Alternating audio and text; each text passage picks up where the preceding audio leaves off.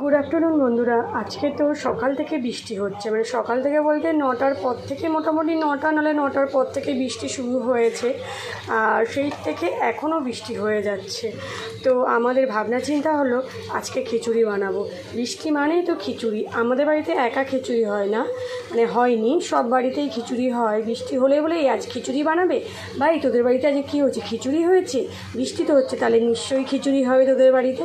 তো এরকম ধরনের কথাবার্তা হয়। তো বৃষ্টি যখন হচ্ছে খিচুড়ি কেন হবে না? তো খিচুড়ি তৈরি হচ্ছে, মোটামুটি হয়ে এসেছে।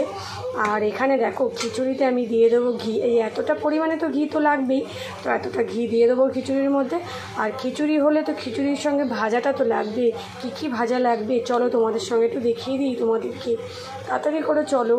এই হলো আলু ভাজা হচ্ছে, বেশ গোল গোল করে যে আলু ভাজা হয় না, সেই আলু ভাজা তো করছি। কিছুটা করে নিয়েছে এখানে দেখো, বেশ মচমচে করে একদম বানিয়ে নিয়েছি। একটু চালের গুঁড়ি দিয়ে, হলুদ গুঁড়ো, লঙ্কার গুঁড়ো আর নুন দিয়ে ভালো করে মাখিয়ে নিয়েছিলাম আলুটাকে।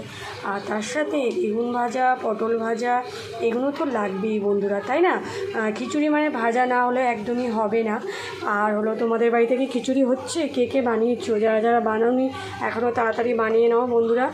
আর আমি তো বেশ মজা হচ্ছে আমার, গরম গরম খিচুড়ি খাবো বন্ধুরা। ভিডিওটা যদি তোমাদের ভালো লাগে তাহলে কি করবে তোমরা?